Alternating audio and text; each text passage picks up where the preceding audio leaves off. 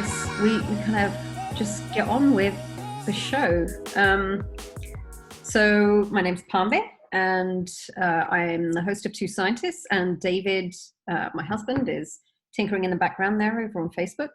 And essentially our show is a way to present the work of scientists, the journey that they took to get there, the research that they're doing. And this has been a special set of talks just for COVID-19. And today's guest, Susan Tsang, is that right? Yep. Yes, so Dr. Susan Tsang is an ecologist, conservation biologist who works with bats. And I guess I should start by saying thank you for joining us, Susan.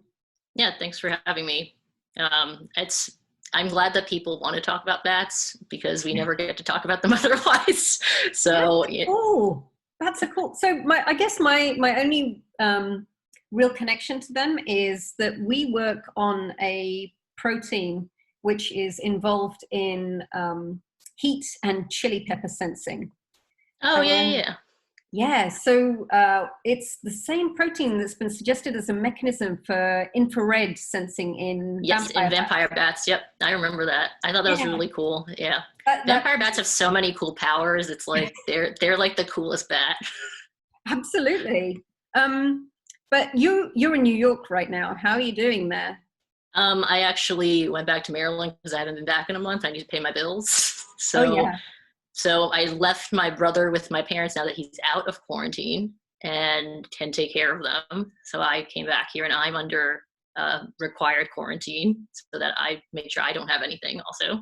But fortunately, a friend of mine drove me back, so I didn't take any public transit or anything. Mm-hmm. But yeah, it's hard to be in New York the last couple of weeks because I grew up there. My brother is a police officer. A lot of my friends are, medical frontline staff like EMTs or doctors and nurses. It's always really hard to see what's happening with them and figure out how we can help them without directly impinging on their ability to work in the ER and in the ICU. So, yeah, it's basically trying to help out their family because they can't go home and making sure their parents are taken care of also, especially because their parents don't speak English. So, they need somebody else who speaks Chinese to come and do stuff for them. So a lot of those NGOs don't work for them otherwise. Yeah. I'm glad your family's doing well, though. Yeah, no, they have surprisingly avoided everything in terms of getting infected because they listened to me, and also they survived through SARS in Hong Kong, so that helps a lot.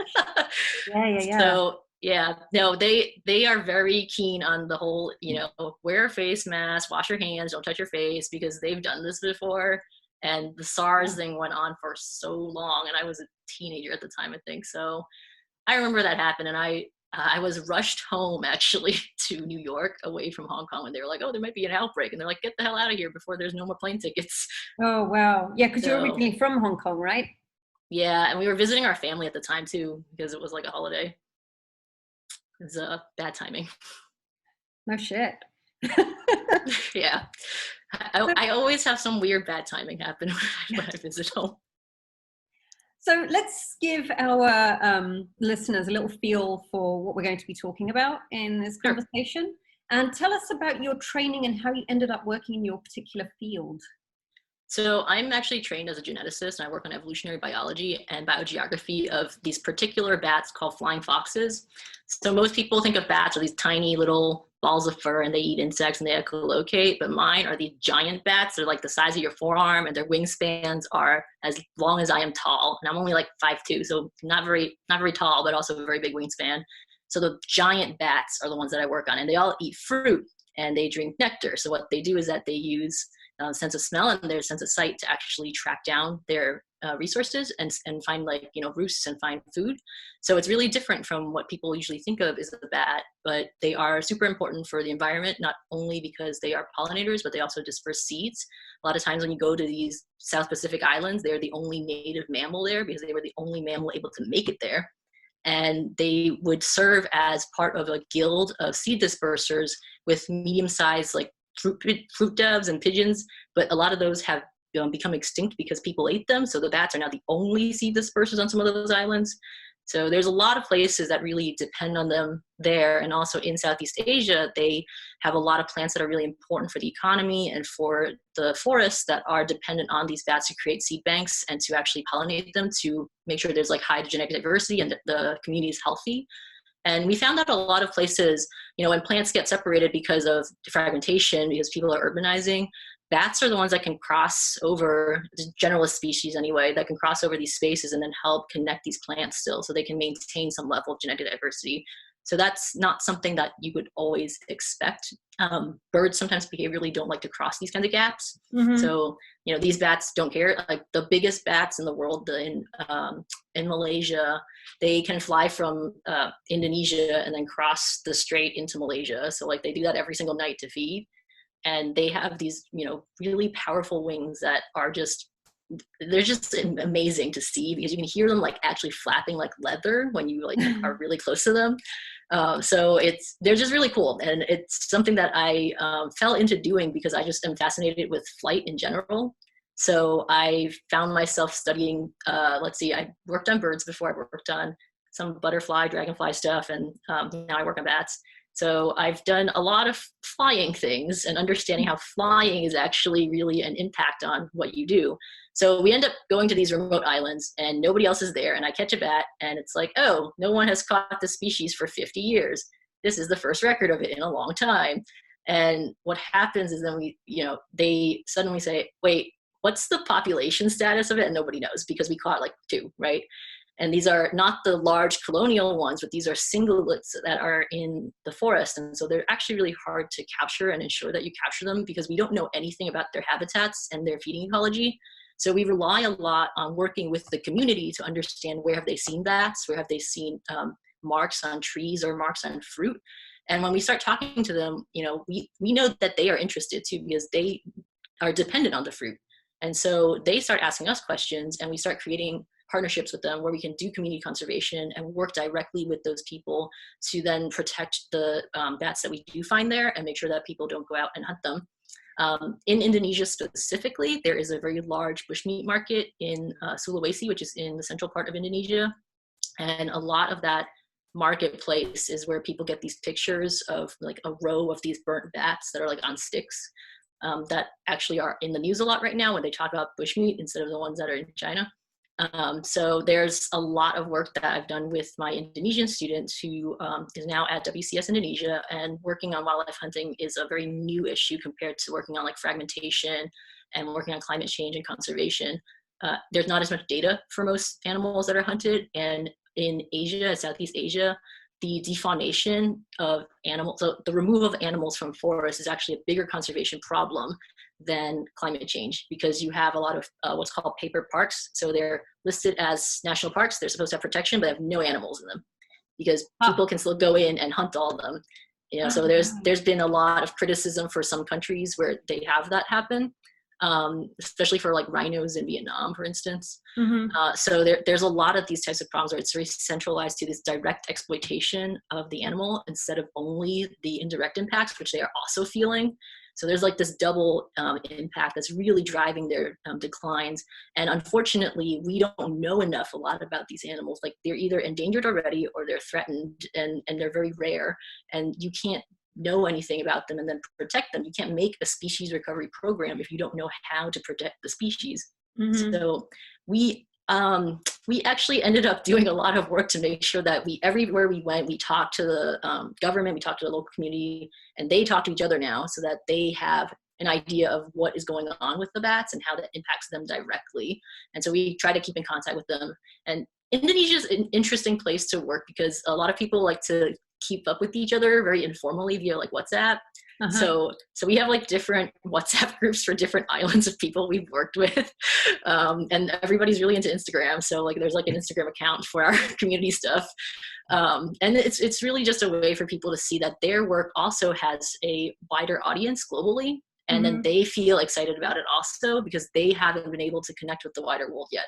So this is something for them like, oh, other people actually care about this to actually want to know what we're doing and see what we're doing. And like, we want to work harder because of that.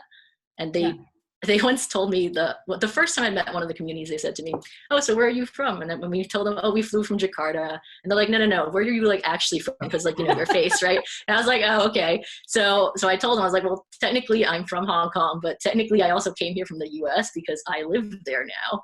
And so they were like, every time I said somewhere, they said, "Oh, that's really far." And they said, "Oh, that's even farther." And then when I said the US, they're like, "Oh, you're crazy. Like, why would you come halfway around the world to study bats?" And so we explained this whole thing to them, and they end up feeling like, "Oh, wow, there's actually a huge group of people out there who are super excited about these bats, and they want to help also, and they'll help us and help us learn more also." So it's a great way to communicate with them, and just like, you know, face-to-face talks works very well. Yeah. It's so funny to have the question asked, no, where are you really from somebody who's kind of at least from the same continent? I get that a lot from some of the places I work because they don't really see a lot of East Asians in where I work. So I think before K-drama was really popular, they would ask if I was Japanese. And then now K-drama is popular, they ask if I'm Korean. And it always is very confusing to them because I tell them, no, I'm Chinese, and they don't like expect that I'm Chinese because there's actually two phenotypes, basically Northern and Southern, and I'm Southern. And so they're more used to Northern and they are confused. And it's always kind of funny also when they don't understand like immigration. Like I immigrated from Hong Kong to the United States and I live there full time now. And so explaining that is also a whole different, you know, can of worms in terms of conceptually what that means for my life and citizenship. Oh, for sure. I mean, so I'm going to pause for a second here just to say that everybody's welcome to ask questions at any point. But one of the things I wanted to talk about just before we go back into the kind of the more biological side of things is when you submitted your bio to us recently for a different event, you have a really impressive list of affiliations. So the American History Museum, the National Museum of the Philippines, and the Smithsonian. How did those all come about? So when I was working in grad school, I was actually at the City University of New York, and they have an affiliation with the American Museum of Natural History. And since I work on a protected species that requires that you work in a place that's approved basically to work on these legally protected by CITES, so that's the Convention for International Trade of Endangered Species. That means I have to put the specimens in a place that says, yes, we have this, you know, piece of paper. And most universities don't have that. Most museums do, though. So I had to work there anyway. But on top of that, when I came up with my idea for my PhD, I said, oh, I want to work on Southeast Asian bats. And there was no expert on that. So there was a bat expert at the museum, and then there was a Southeast Asia expert at City College. And I was like, I'm just going to join you guys together to be co-advisors. And there's no way my PhD isn't unique then, because there's nobody else I could find to do this with. Mm-hmm. So I ended up at AMNH, and that wasn't the first time I was there, because as an undergrad, I already had worked there as a NSF research experience for undergrad fellow. So I had been there, you know, many 4 or 5 years before that, and I already knew some of the people there. So it wasn't strange for them to see me to be like, hey, you kind of remember me from 5 years ago. Can I use some of your lab space? And they were fine with that. And a lot of my work is also in the Philippines. And when we go there, our major partner is the National Museum of the Philippines, which is in Manila. Recently, it's gotten a whole refurbishment where there is this really cool DNA helix tree in the center, and like it's 6 floors now, and we've been repopulating all the exhibits, and it's very exciting because we've been waiting for this for like decades, like literally decades. Because the National Museum of the Philippines, it first existed before World War II, but it was bombed. And then it was moved to the Department of Transportation's basement. And that's where we've been since like the 70s.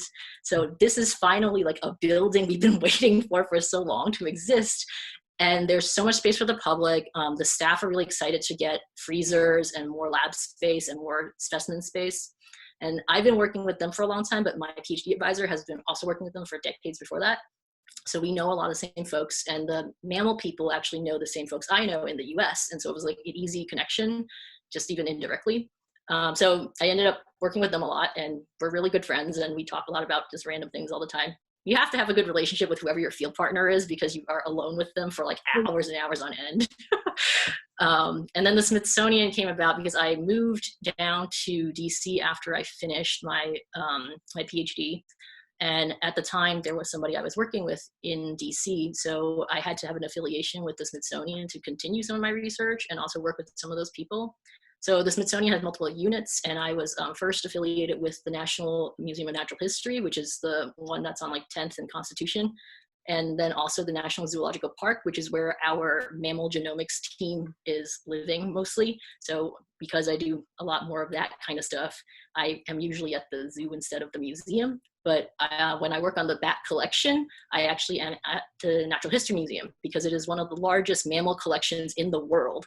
And for my bats specifically, there are a lot of them in there, and they are from hundreds of years ago. They're type specimens. There are all kinds of things that you would really need as a scientist to study evolution. And there's active programs and people who work on things that you can collaborate with.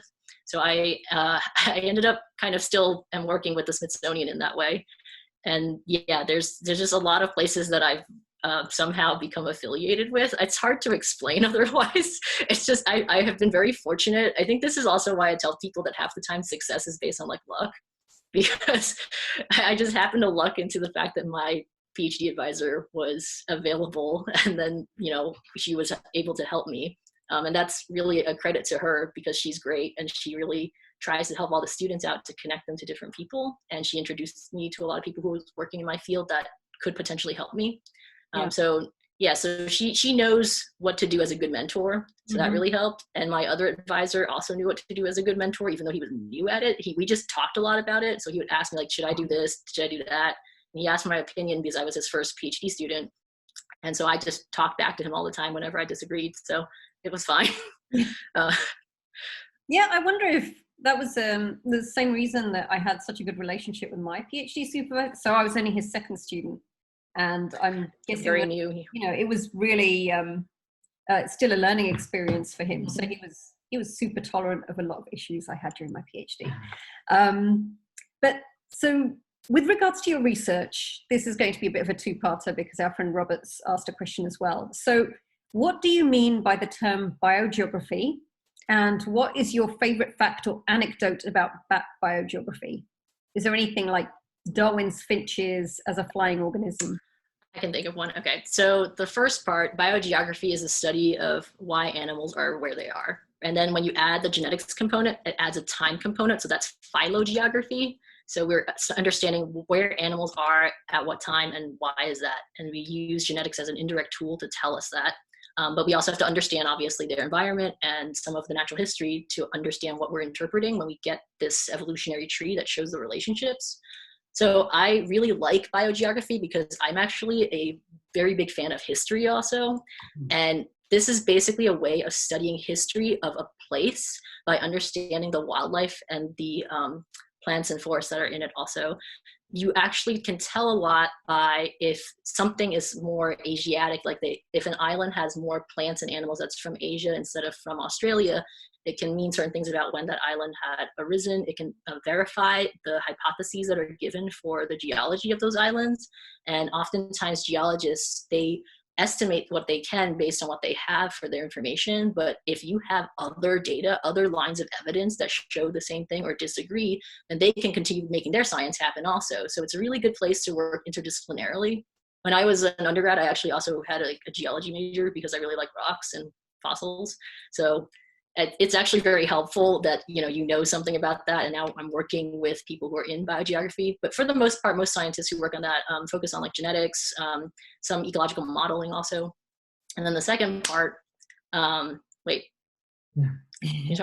think. Okay, yeah. So there's a rule for island biogeography where if you're near a continent, then you're more closely related to that thing on the continent if you're the closest island. And it becomes less and less related as you go further and further out on different islands, right? For these bats, though, there's a ton of islands in the central part of Indonesia, and they are all just kind of a mishmash, but there's a couple of large ones, and they're very weird geological histories. And so these bats do not follow which one is closest to the continent has more species or has bats like this or that.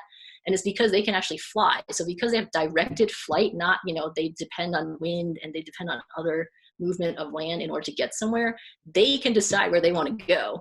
So they are the ones that are in control of their destiny there. And so you do not find bats that follow that rule on these islands, and you can't predict anything about them. But that tells us also that these islands have had really weird geologic histories. Instead of having, you have a two crusts on the plates that crash and create mountains. Well, instead, these are from like volcanoes that are undersea, and then these pop islands up, right? So those are random. You can't really predict them as easily. And then you have these little pieces at the end of crust that will come out, and they'll curl in different ways to make different islands, what are called crustals. So there are all these different things that happen there that don't happen anywhere else in the world. And it causes the theories about, when we think about the glacial maximum, the Ice Age, the ice sheets will come down towards, the continent in Asia, and that sucks up all the water actually in Southeast Asia, and it creates places where they're now connected because the water is all gone. And so they have a lot of really weird places where it's connected that you wouldn't think they'd be connected. And we're still slowly discovering some of those things by using information like pollen cores from the seabed, and from information like, genetic relationship between animals across different islands. And we have different lines of evidence to try to show where those links are. And we still don't really know, though, if those little corridors that are now ocean, but previously they're savannas or forests or whatever, if those were actually also barriers for the animals then, like if that mattered or not. So there's a lot of questions that are the opposite, basically, of what people think of when they think of those theories that happens to these bats specifically. And it's something that's like a super nerdy fact that I like. It's like a very specific one.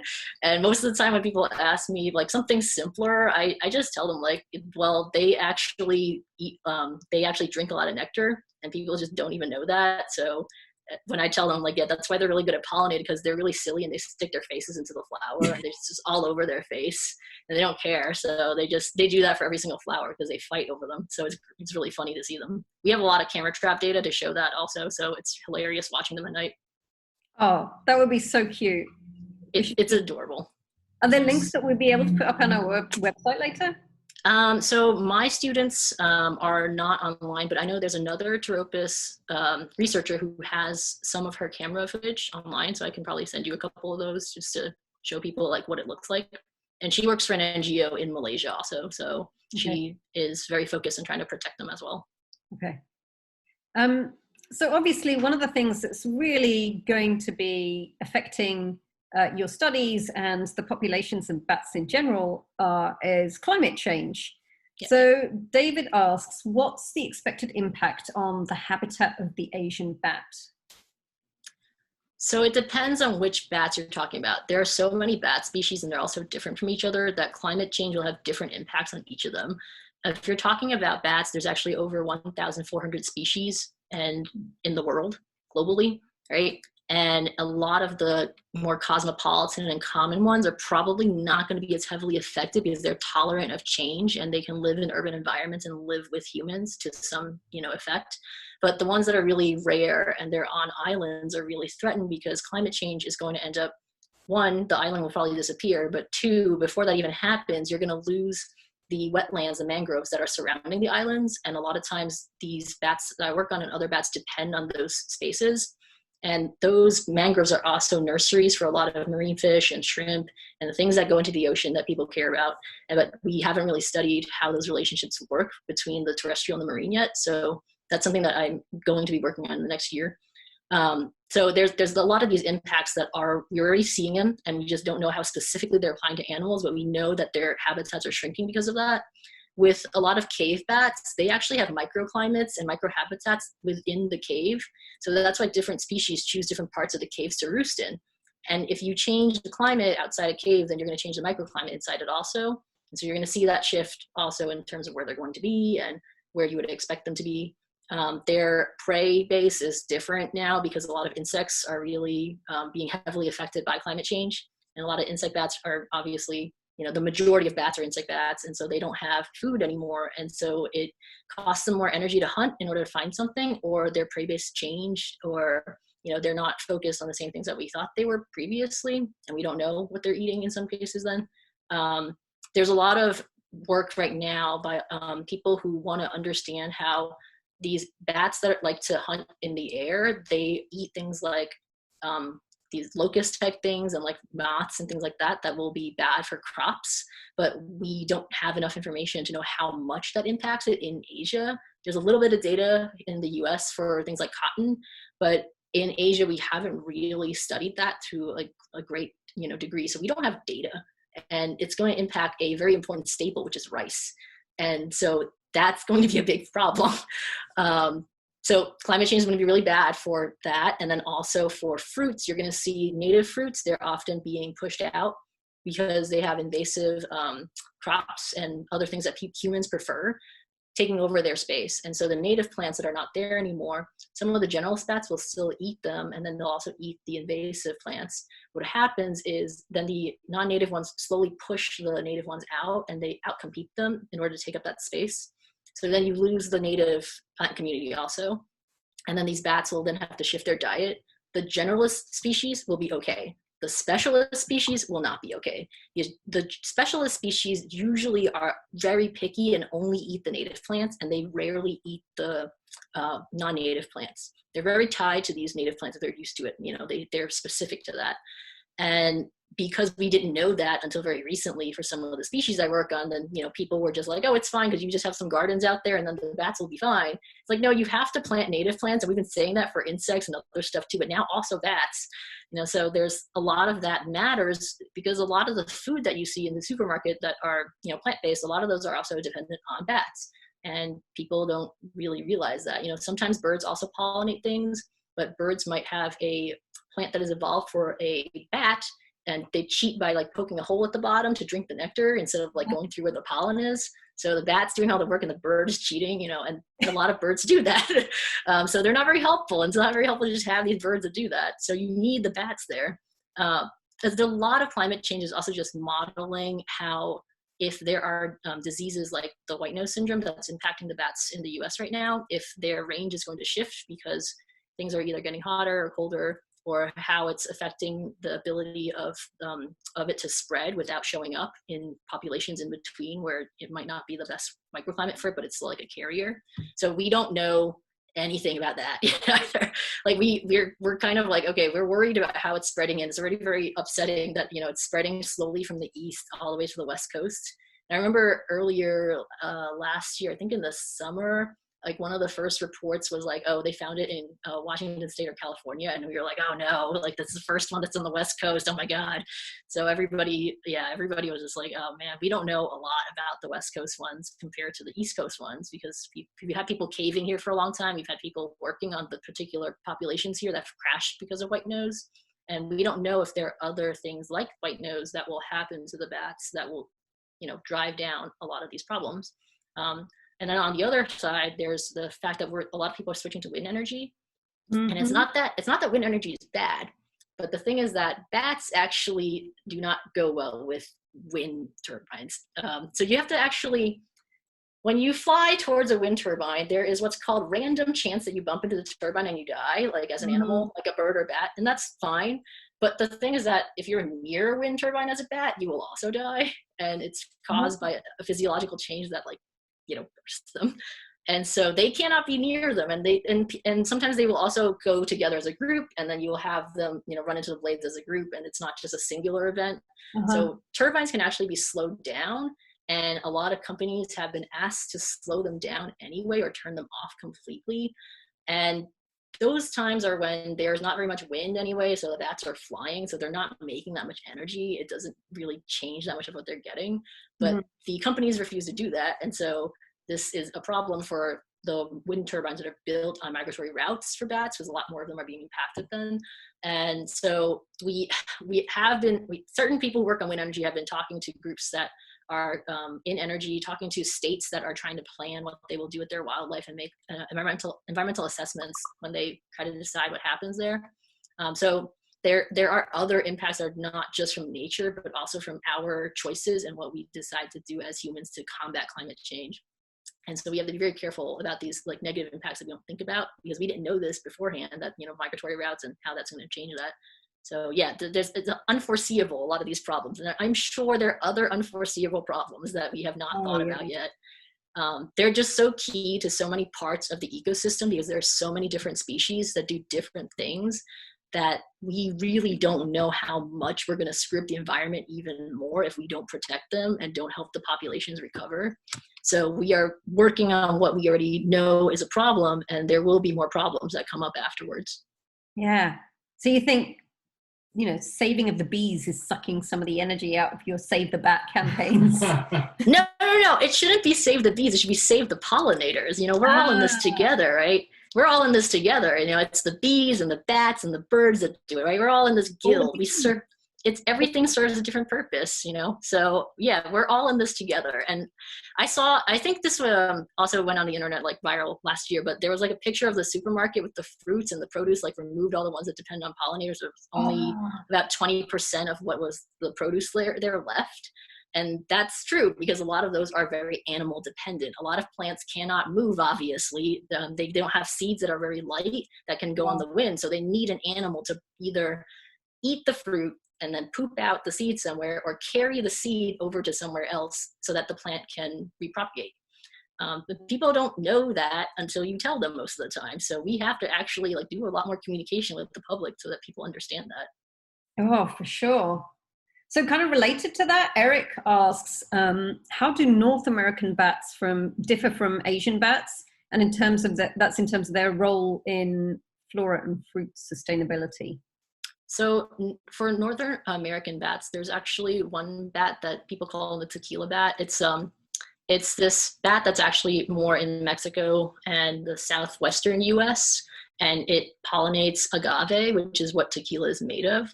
So that's actually the primary species that people focus on for bat pollination in the US because the majority of North American bats are insectivorous. So you don't have as much of a breadth of things that they do. The fruit bats that I work on are only in Africa, Asia, Australia, the South Pacific. So they're Australasian and they're African, and they don't come over to the Western Hemisphere. But then in South America, there is a family of bats where there is a group of them that are also fruit eaters and they're nectarivorous, and it's part of the same really big family that includes vampire bats. Is they happen to be in this group that is super interesting, where they've basically evolved their skulls so that they can exploit any sort of food resource. So you have an ancestor that is an insect eater, and then one of them somehow became a carnivore. So those guys eat like frogs and mice and whatever. Oh, wow. And then, yeah, like tiny ones. There's a lot of tiny ones to eat in South America. And then you have fishing bats that can grab fish from the water by skimming. And then you have vampire bats. There are 3 species of them, and they are the blood feeders where you can cut and then lap it up. It's like they're little cats actually when they lap up blood. It's kind of cute. And then you have this group that's the fruit eaters and the nectarivorous ones. And that group is really diverse. They're called phyllostomid bats. And if you look up anything with their skulls, like it's so weird because you have like the basic framework of a skull, and you have the nectar ones have this super long snout, and it's really thin, and they have a really big tongue that has a roll out so that they can actually go into the flower. And the flowers that are evolved for it are super deep. So there are bats that have evolved specifically to those niches in South America.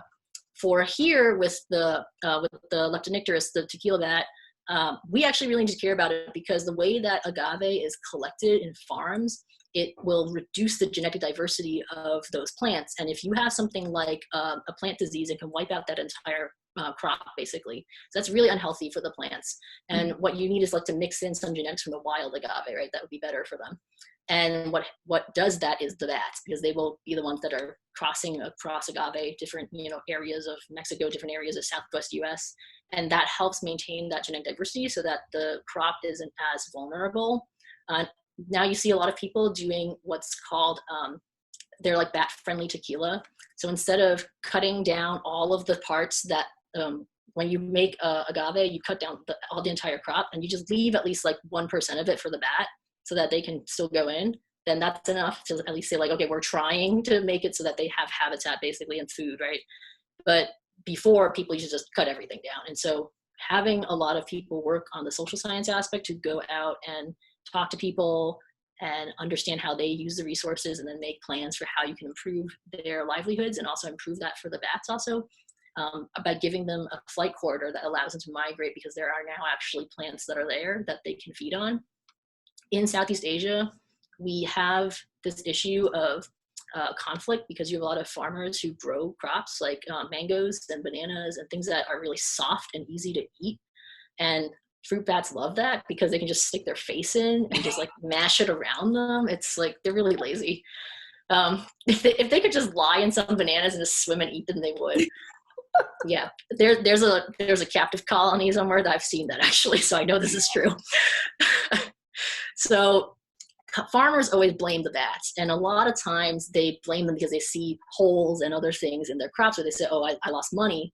But a lot of times those are already like overripe and you have sold them anyway, because you have to sell them a little bit earlier before they even ripen to get to market.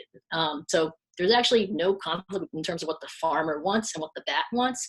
And in other places, there are bats that they're just persecuted because people think that they're bad. Like they just think they're smelly. They just think they're, dangerous or whatever, and they'll shoot them for sport or to get them off the property. And so there's a lot of negative viewpoints from people that might be close to it. And it doesn't have to be that way, because you can have protective measures that prevent things from happening, but people haven't really gone ahead and done that in some places because there have been no outbreaks and pandemics, so no one bothers to, right? So I'm sure everyone's watched Contagion at this point because we've all been in isolation for like a month. So that entire thing at the end that they show where there was like a bat and then there was like a pig farm and then, they zoomed out to Gwyneth Paltrow cheating on the guy, and that was like the route transmission. So what happens is that was from the entire thing in Contagion was actually inspired by something that happened in the 90s in Malaysia and in Bangladesh. So there's these sap collecting taps that people put into trees, and then they'll just collect them into little buckets, right? And the bats will just come and just drink it because it's just sugar. They love sugar, so they just come in and just drink it. And then they can just hang it on the tree, and they can poop, and they can pee, and it goes right into the same cup, right? So you can make this little like wooden skirt basically to cover the top. And one, if it covers the cup thing and it covers your tap, then the bats can't just like go in. I mean, not as easily, but also like if they poop and stuff, it's not going to go in also. So there's like simple solutions that are low cost, and it's just like not everybody will know what to do or like have access to that, but everybody who's working in there and working on One Health issues have been going out and trying to communicate this to people and making sure that that doesn't happen again.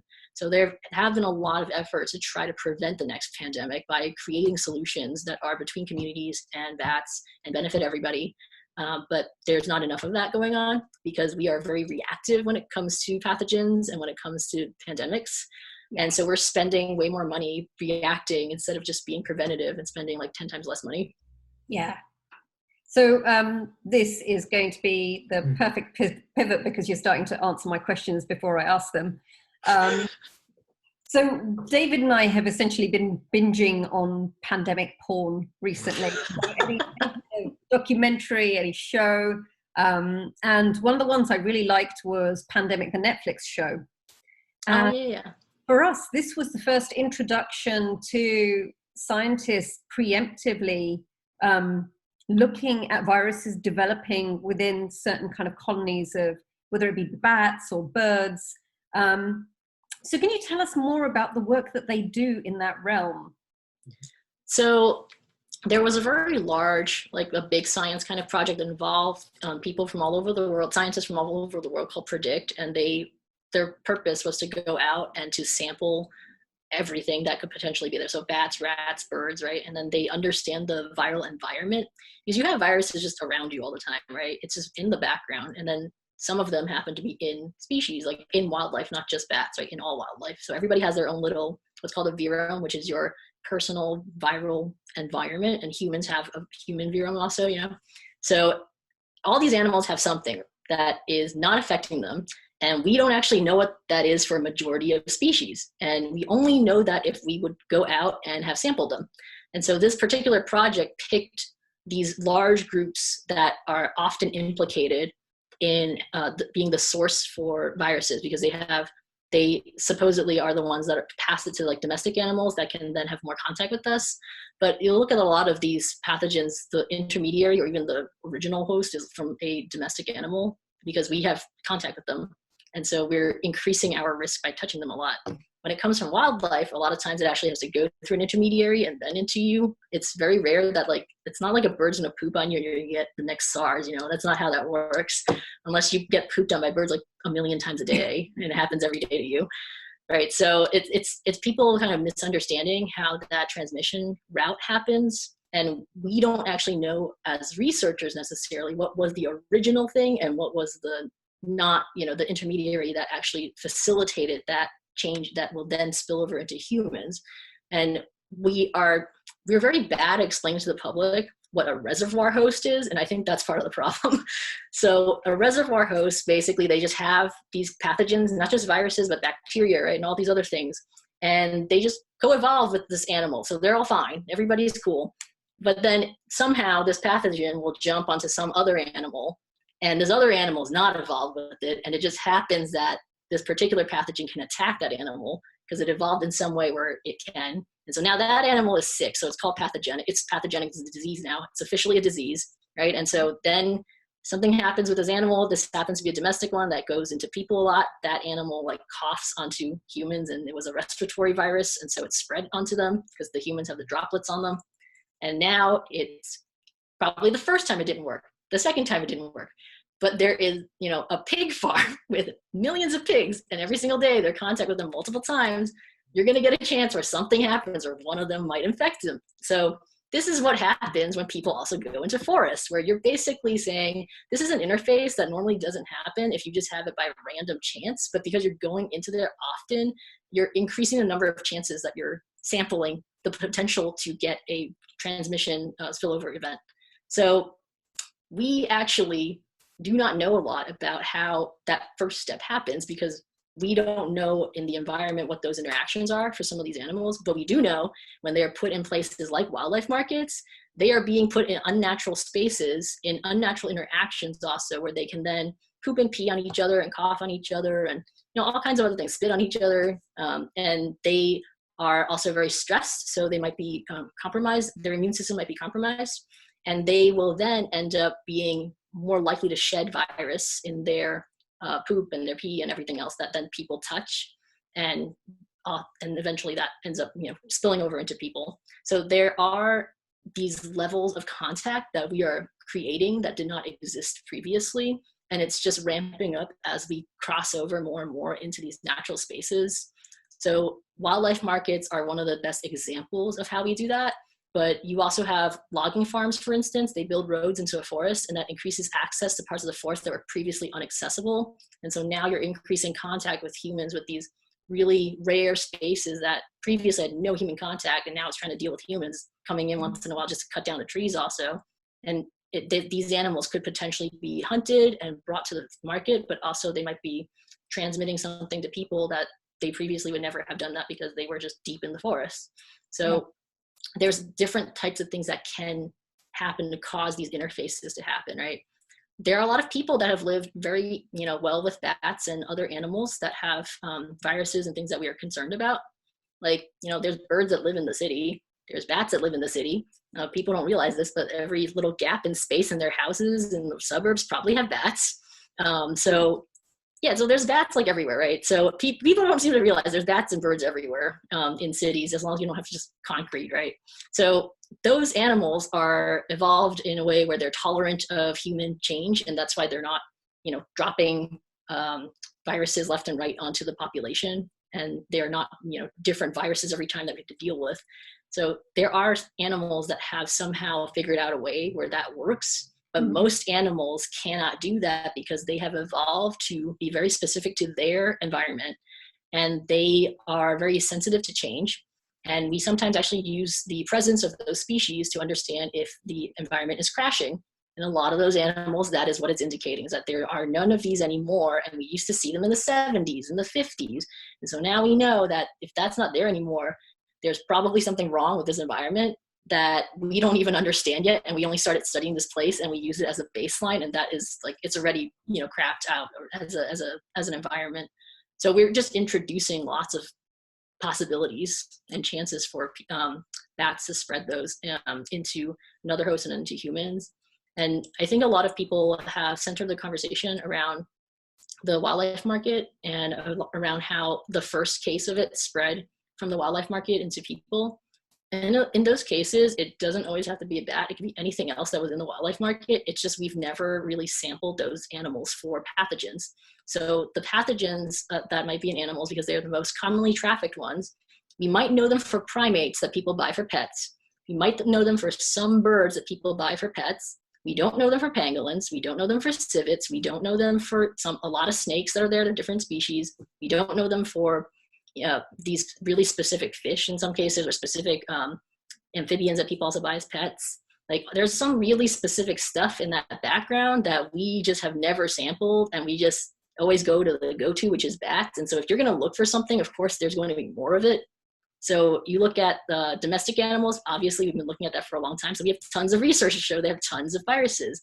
And so you divide that by research effort, you'll see that bats are special still in a different way, but it's not in a way that's like, oh, they're just bags of, pathogens that are causing this, because it's the interface that is allowing that to happen with some other animal also. Yeah. So this is what I was thinking. Are there animals that are more prone to passing on disease, or is it just, you think, because they're not necessarily being studied for that? They're not, because they're being studied for trafficking reasons, and they're super rare already. So when people work on genetics for a lot of those animals, it's to try to establish the origin and the source of the trafficked individual, so that they know which laws that were broken, like if international lines were crossed, how many of them are there. And that work is still really new compared to other genetic work and other genetic databases that exist for most threatened species. Like the pangolin stuff, we're only really starting to get genomics on in the past 5 years. And before that, we didn't even realize that they were the most trafficked animal in the world, right? So no one was looking for this. And now it's in everybody's mind, because it's really easy to see, a pangolin and their scales. It's really easy to smuggle. People would put them in plastic bags and stuff them into fish, and then they'll like have a boat that will go as a fishing boat, and they'll just have these pangolin scales in them also. There are different ways that you can hide wildlife or wildlife products so that it can be brought out into a different country. And so most of the resources are then focused on tracing where it's from. And it's very difficult to without using genetic tools sometimes, but we don't have a reference database to trace it back to. So now the efforts are in, okay, we need to actually make a reference database first, but that doesn't sound exciting to a lot of funders, so they don't want to fund it. And so everybody's just working on that separately sometimes, and maybe it'll happen, except for pangolins. They have tons of money compared to other animals that are in the market. So yeah, there's just not a focus on it. It's so much money has to be put into conservation as like a social behavioral thing that's changing, conservation as like a communication problem. And those types of projects often take up a lot of the funding, because we know that our problem is often with trying to figure out how we deal with the public, how we change demand. And changing demand is very difficult, because you're trying to get rid of a social norm and restructuring it in a way that is beneficial to nature. So yeah, we don't have the work for them necessarily. And I think people forget that other animals also have viromes and have pathogens, and most of the time nothing happens to them also. So no one's been looking, right? So yeah, so when the tiger happened, when it got infected, everybody freaked out, because there was research previously on SARS where they said cats and ferrets could also get infected, right? And then they were like, oh, this is basically upgraded SARS. And then people started testing cats and dogs and ferrets or other animals, and said, oh, if this actually is going to be in cats, we're all kind of screwed, because there's so many feral cats everywhere. So they can just keep passing it on. So even if we eliminate it in us, then they can still be a carrier. They can be a reservoir host, and then they can go around, right? Yeah. So yeah, now everybody is very concerned. And I think people need to like chill out about like, how come the tiger got a test? Because the cat test is different from the human test. And people are like, I can't get a test in New York, and this tiger does. I'm like, yeah, because the tiger is a different test. You're not a cat. Yes. Yeah, and regardless, I mean, the point is that we're discovering that human health is not just human. There are so many parts to this, to answering these questions, and we're now suddenly reliant on ecologists and conservationists to do the work to make sure that we're ultimately going to be safe. And I think that the goal in the past few years, especially given the funding environment, was to have ecologists and taxonomists and evolutionary biologists work more with the disease folks, because their funding is not as impacted as ours, because ours is considered basic research and theirs is applied research. So our dollars usually get slashed more, and they start at a higher base and they don't get slashed as much. So if we work together, then we can actually access their funding, and we can actually make better questions also, because now you can ask questions about why is it something happens in transmission, and not just, oh, I found a virus. So you can actually have more complex questions about the transmission environment and about the causes if you have enough data to understand how that virus and that host is living in the environment, how it relates to the environment and to other animals also.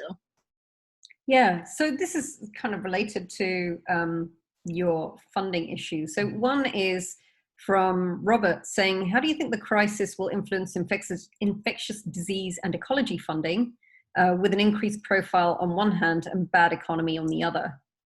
So our research specifically, a lot of us who work in molecular ecology, our programs have basically been destroyed because we all gave up our PPE for the hospitals and it's more urgent. So those supplies are bought with our grant money, you know, and they're not things that you can write grants for to just buy gloves and buy, you know, other Tyvek suits if you work on infectious disease. So everybody gave up all their stuff. So all our research is paused if it's in a lab. You can't travel right now, so you can't go out and do ecology. Right? So all that, it doesn't matter, even if it doesn't cost a lot of money, you can't go outside, so you can't collect any data. I feel really bad for people that have experiments sitting in a stream somewhere that they can't collect now. So, you know, there are experiments sometimes that are running that they cannot go out and check the data right now. So that's just stuck out there until we're allowed to travel again. For infectious disease folks, there's a lot of funding that's been shifted, at least in the US, so that it is an emergency response to the current situation. And it's to understand not just the making vaccines, but also making therapeutics and antivirals, which are things that can address some of the symptoms. It's not a vaccine, but it's something that at least can like alleviate some of them and address the viral symptoms that, you know, you don't die from it. And there's different ways that you can do that, right? You can impact different parts of COVID in order to actually get the same result, which is having less COVID, like no infection, or just getting rid of the more severe symptoms that you have from it. There's also folks who are working on things like new gels and new surfaces materials where it doesn't stick onto it as much. You know, there's different ways that you can actually combat it by using our material environment also. So there's people that study that are like engineers and material scientists and chemical engineers that are still trying to work because they want to contribute. And this is the way in which they can contribute, and they do not depend on having gloves to do their work, so they can still work. Mm-hmm. So yeah, so in a lot of the infectious disease labs, we're seeing like mass collaboration because they know that no one's going to have enough supplies to do everything themselves. So we're all just going to work together. There's no time anymore to just separate. Everybody just needs to work together. And sharing that data has become so important now, and having that understanding of, okay, we cannot fight with each other anymore. We need to actually collaborate. That was not an attitude that was very common, actually, unfortunately. And so I think that they will see that, you know, they're going to get this funding. They're going to be fine for a little while and addressing this, but then they need to figure out how they are going to pivot back also. The starting up for the basic research that does depend on having gloves or going outside, that's going to be really slow because you have to figure out if you can go outside again, figure out if your permits and your international travel permits still work, figuring out if your collection permits still work, figure out if your collaborator can travel and if your collaborator is healthy, you know, figuring out, because they have different rules in different countries, right? So there's a lot of things that have to be figured out as we near a close, hopefully by, I don't know when this is over, but when it's over, you still have at least like 1 or 2 months of logistics, basically, just figuring out how you're going to do things. And there's going to be people ordering gloves and kits and everything else that's going to be completely out of every single company. Like QIAGEN is going to have no extraction kits anymore again, right? And they've been trying to ship them out in mass right now, right? So we're going to have nothing. We're going to have nothing to start with, and you have to just ramp up everything. So unless you're further along already and you have something you can work with, I can't see how we can start anything new. And even if you're working on something that's further down, you don't have gloves, so how are you going to do lab work? So we're going to see something, we're going to see a really big change, I think, towards like data science stuff for a little while. I don't think any of us have any more funding to do anything. I think a lot of people even said, especially for early career scientists, we've had events that were canceled that matter a lot for our careers because they were things like invited seminars.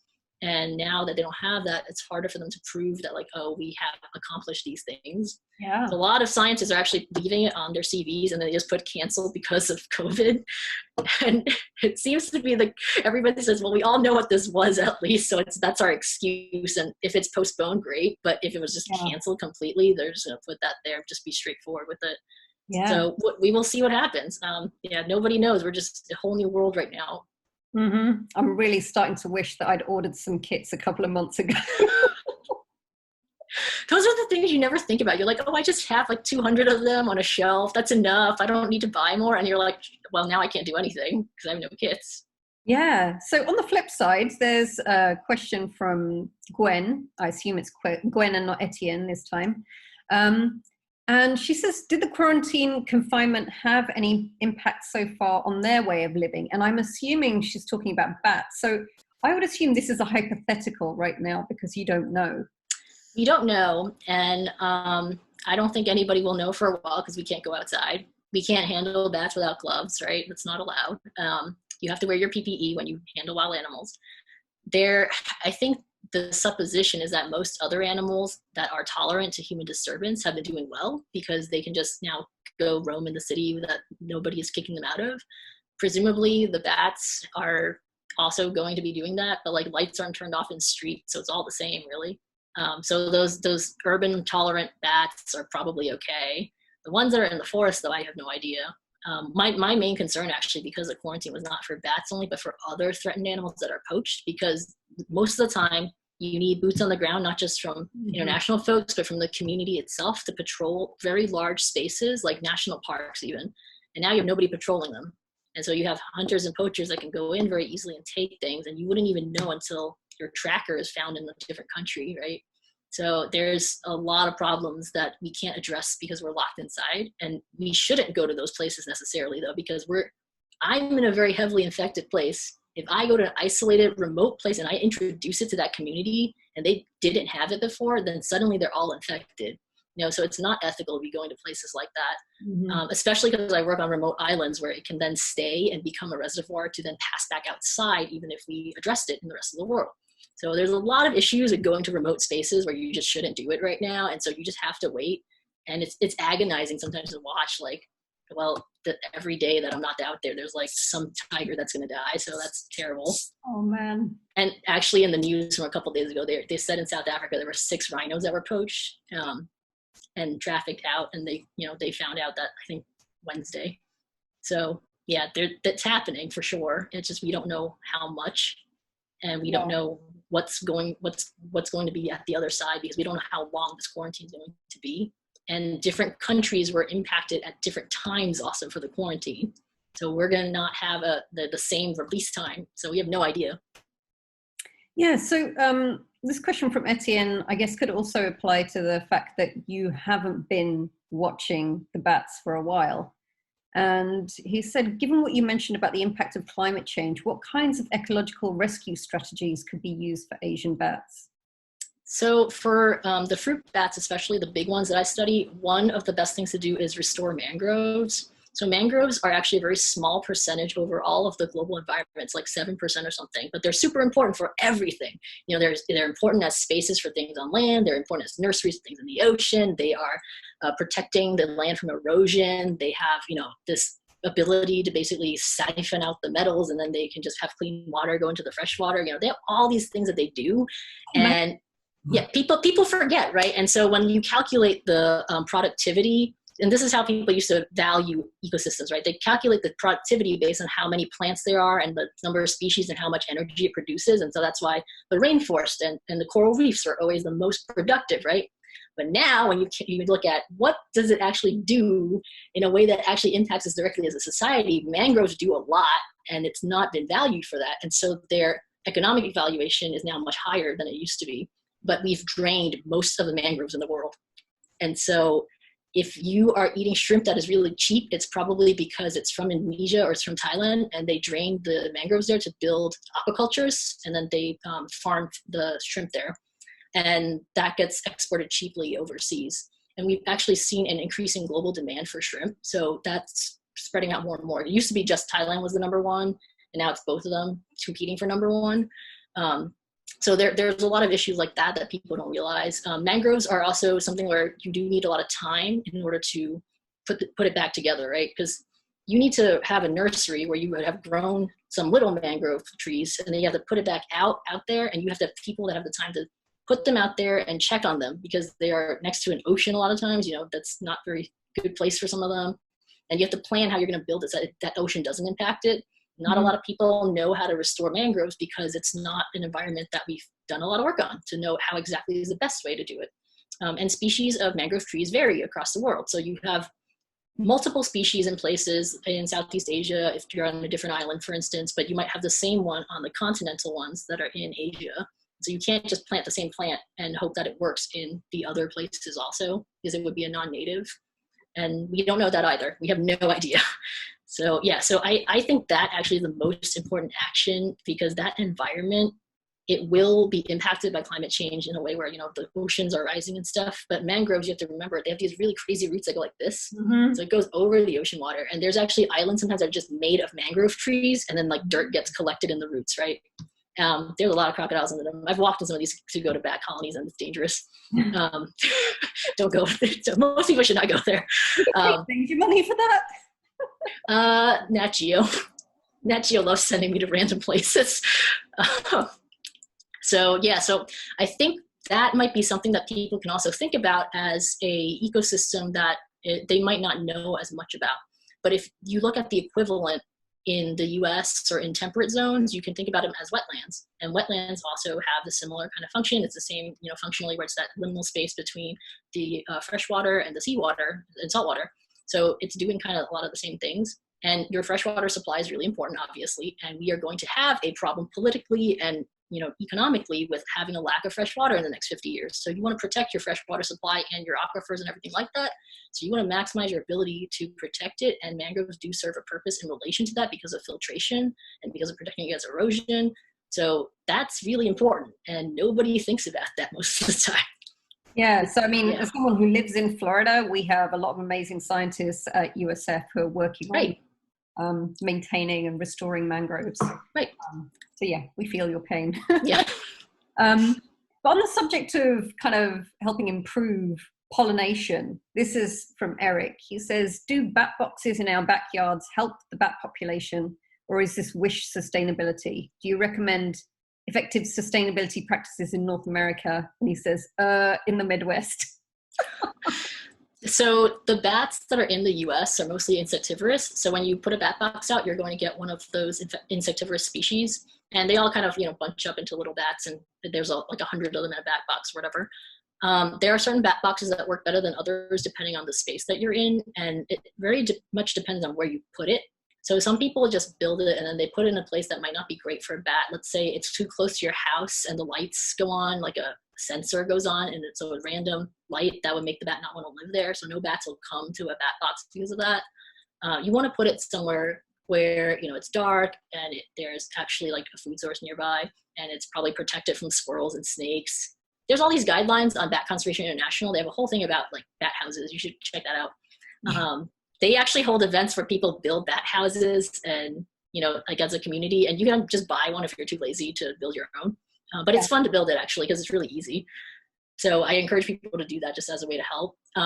The bats do end up in people's bat boxes. And I think it's really important now to have them, especially because of white nose. You want to have these environments that have never been infected just as an option out there for the bats.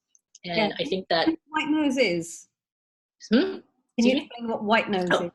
So white nose is a fungal pathogen that has attacked bats since 2006, and it has crashed multiple species populations, not all of them, but most of the ones in North America, to the point where they've had 98% extinction from some caves. So some caves used to have like millions of bats in them, and now they have 4, you know, or 0.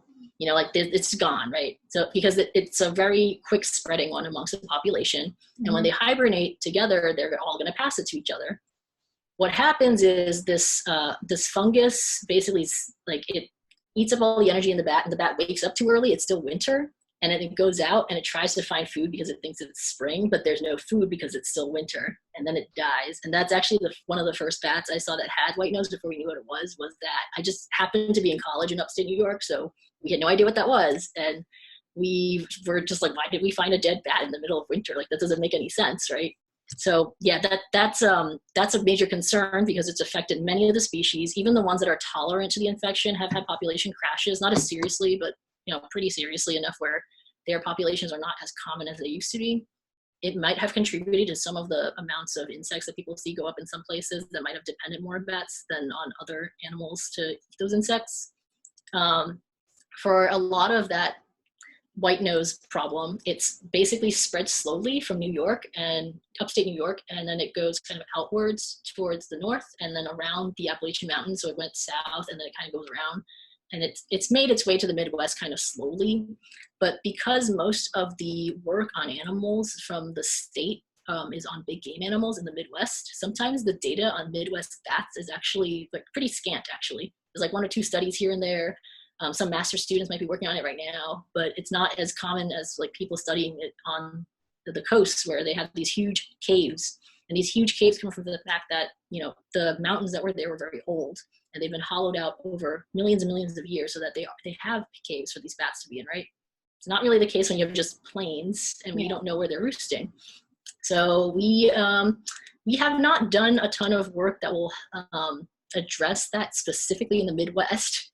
But we have tried to work on the sustainability question overall for bats in the US, at least for us, and other countries have obviously done that. There is a UN-based program in Europe called Eurobats, where there are 23 signatory countries, and it basically says that, you know, bats migrating across the range states, they will all be protected under this. And that's great because then you don't have to have different laws in different countries protecting them in different ways, because they're going to cross those boundaries really easily. And like the fact that we're a huge country, it just doesn't cross as much. So like, it's fine. But you have like those, you know, tequila bats, they cross between the US and Mexico, then you do need some protection for them in some way if they're threatened because they're crossing international boundaries. And you need to understand that the regulations are the same on both sides in order to create a successful conservation effort. So there a lot of energy has been put into that. And so they've actually got delisted a couple of years ago from the Endangered Species Act because of that. So there have been success stories. It's just people are not aware of them, and it's very rare for us to find that because there's just not a lot of data on if a population is actually doing better sometimes also. It hasn't reached the final point where you can say it's stabilized also, even if you see an increase in 1 year. So that trend has not been bucked. It's just one particular year they might have given birth to a bunch of like cubs or something for tigers, but it doesn't mean that that tiger population is safe if somebody kills the cubs immediately right after. Yeah, so this, for those of you who don't know, Susan was actually part of a Taste of Science event we had on Saturday, which was awesome. We had a panel of speakers with different backgrounds, and we were talking about the long-term impacts on humanity as a result of the pandemic. And we had a question from Elena as part of that we didn't get around to. And this is much more general, since clearly you're into science communication. I thought this was appropriate for you. She said, how do you handle communication with the general public about COVID-19 or other sensitive and controversial topics to communicate accurate information, to convey the importance and seriousness of the situation, but without causing panic? And how do you find that balance? I think part of it is just like personality wise to the public, I'm pretty calm. Like I don't talk to people in a way where it's like, oh my God, you should be scared. And like, I'm usually really laid back when I talk to the public, just as a way to be like, you know, this is just information. You should use a neutral tone when you talk to people. It's to not affect their opinion anyway. And just don't use words that immediately put a negative mindset into the person who's listening to you.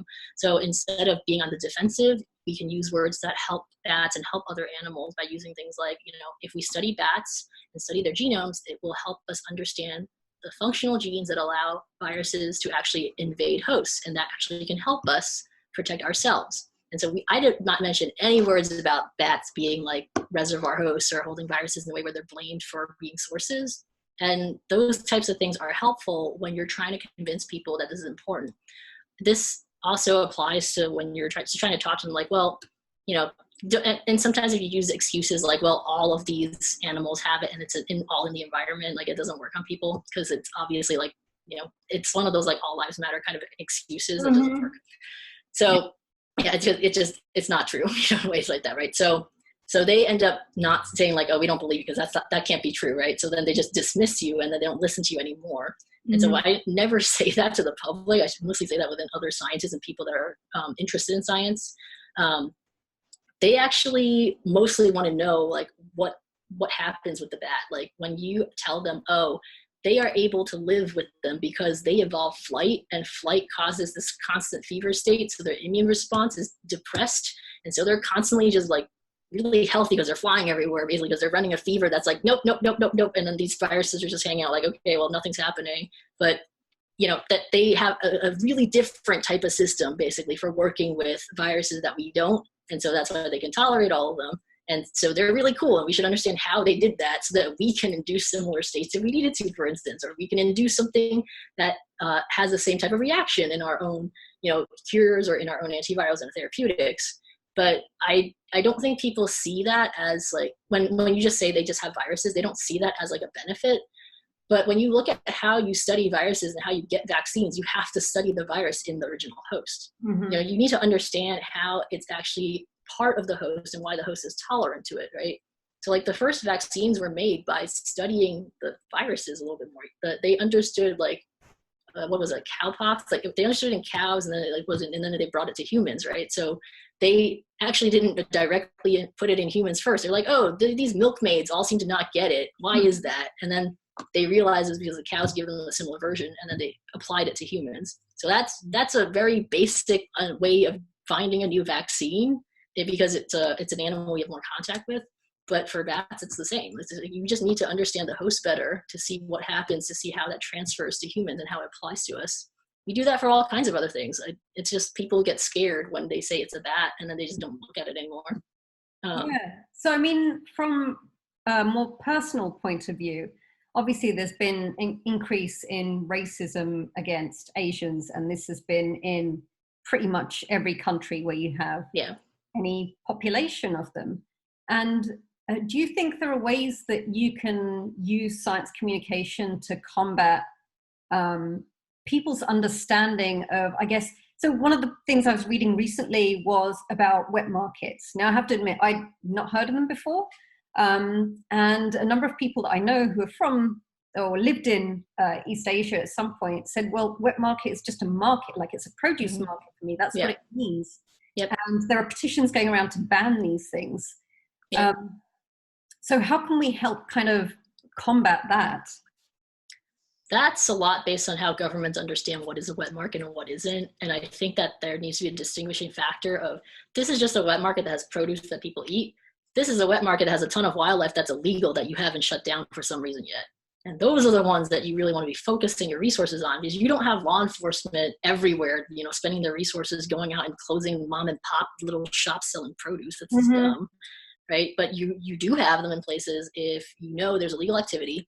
And yet in a lot of these countries, they do not bring law enforcement to shut down some of these wildlife markets that definitely have animals that were trafficked, they're smuggled. Even if they were not protected, the volume that happens, it breaks smuggling laws. And so you can still arrest a person for that. There are tons of things that happen in those markets that will create more interfaces between humans and wildlife that do not exist.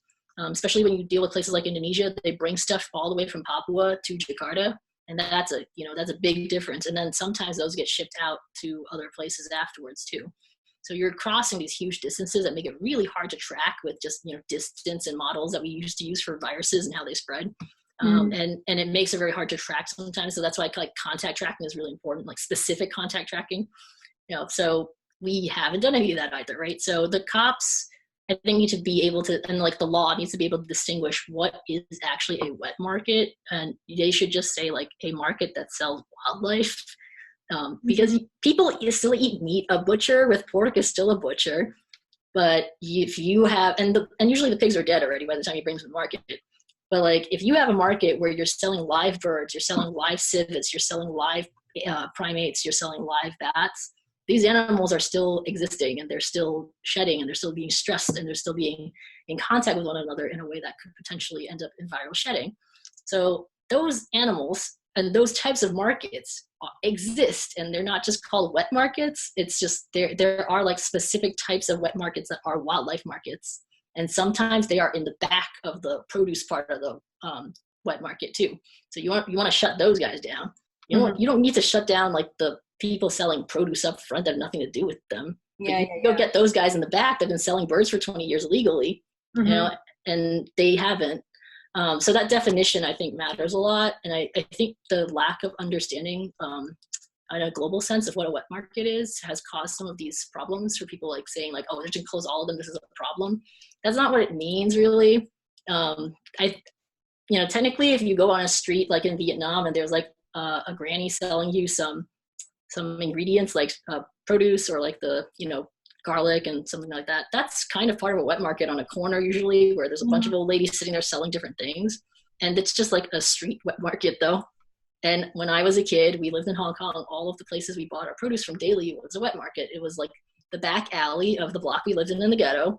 And it was like 2 rows of people selling different things along these rows. And that's where we bought anything that was organic, basically. So any meat, any fish, any produce would be coming from there. And that's technically a wet market. But you wouldn't close something like that because there's no wildlife there. It's just regular farm stuff usually.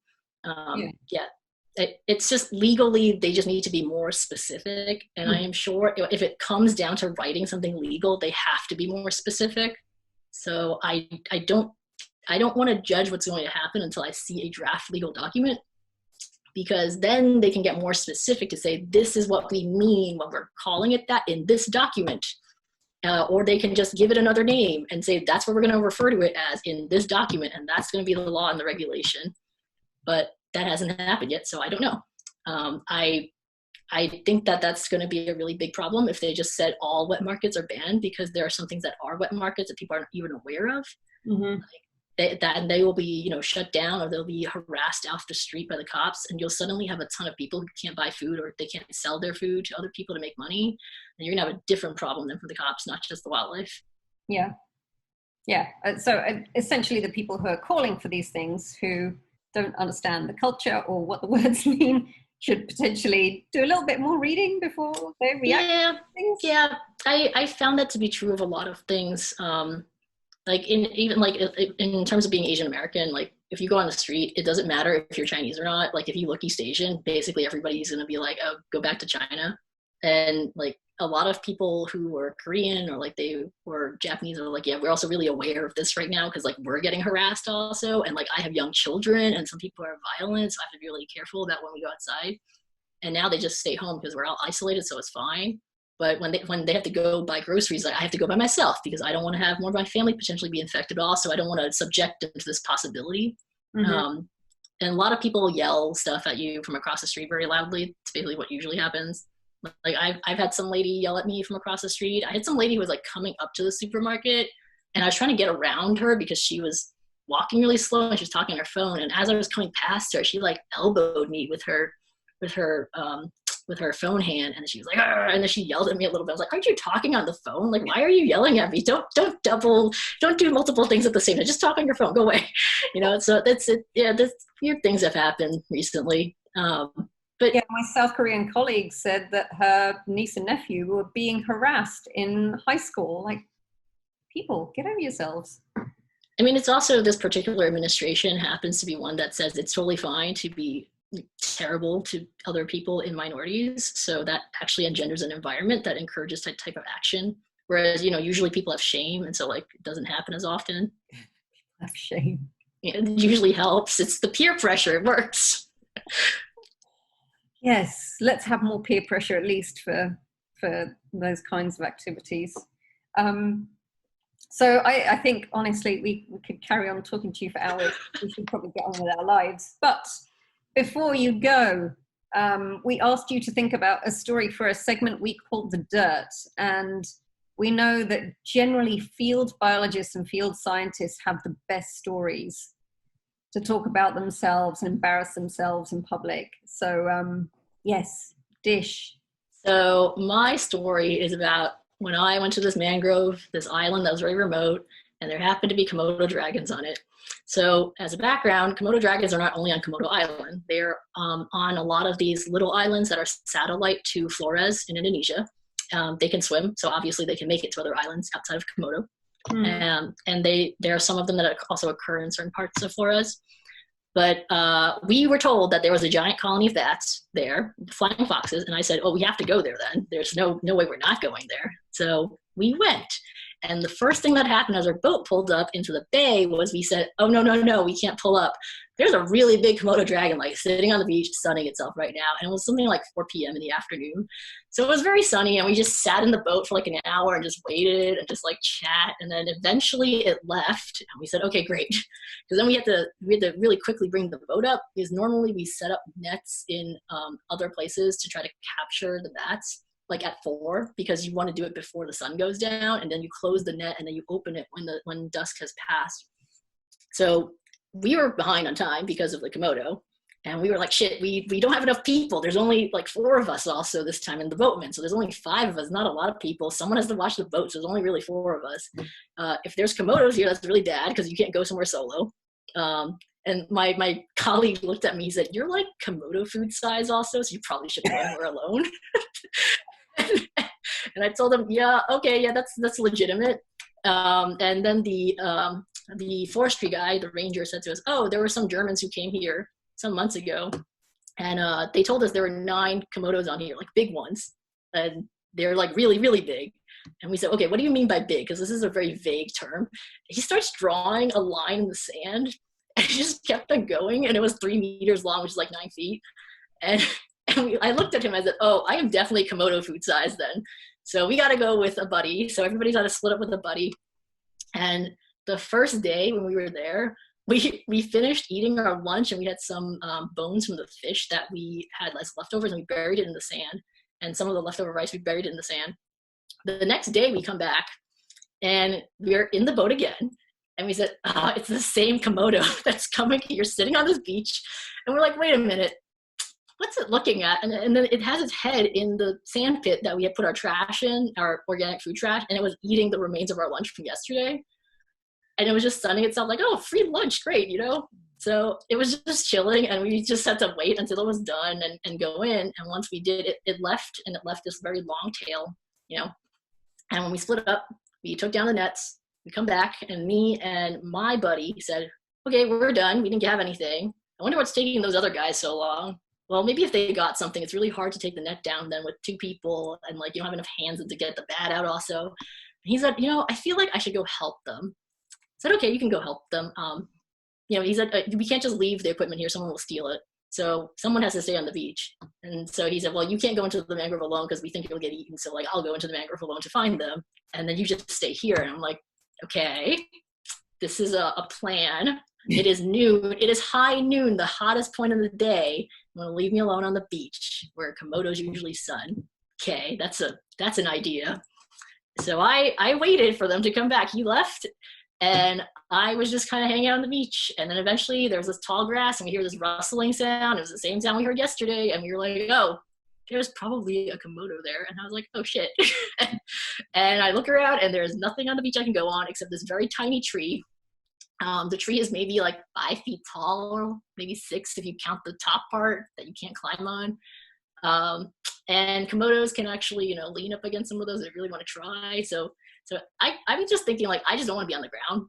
So I'm going to climb this tree, and I'm just going to hang out on this tree. And there are a lot of ants on that tree. And I still climbed that tree because it was just much safer that way. And when I got to this branch I was sitting on, I could actually see it coming through the tall grass, and it was a little bit further, but I could tell it was coming to the beach. It was like, it's sunning time. But fortunately, the guys were coming back, and there was their noise of them talking. And because these Komodos are not acclimated to people, they are actually really afraid of people, and they'll just run away. Mm-hmm. So I could see it stop, and then I could hear them coming closer and closer, and then it just ran the other way. And I come down, and they're like, why are you sitting in the tree? I'm like, I can't even tell you. You just left me alone and be Komodo food, man. Why did you do that? And these people are your friends and colleagues. These are my close friends, like my work husband and like my close colleagues. I'm like, what the hell, guys? But yeah, I have a ton of field stories, but that one definitely was the most. That was really close. The day you almost became Komodo food. Love it. It's always the giant reptile threatening me. If it's not a Komodo, it's a giant crocodile. Because people don't go into those mangroves, and so they still exist, and the bats are all there. So all my stories are about giant reptiles. Well, long may you survive to carry on doing your work. Well, thank you. Thank you so much, Susan. It's been an absolute pleasure, and I think everybody's had such a kick out of you answering our questions. We will put up links to both this video at some stage, and we'll lead back to your Twitter account so people can follow you and hear all your cool stories. Thank you again. Yeah, thanks again for having me, and also for the Taste of Science one. I hope everybody learned a lot. Yeah. Yes. So happy Friday. I forgot all about my beer. Me too. I don't have water, so happy Friday. All right, take care and speak to you soon, I hope. Yep. Thanks. Bye. All right, bye.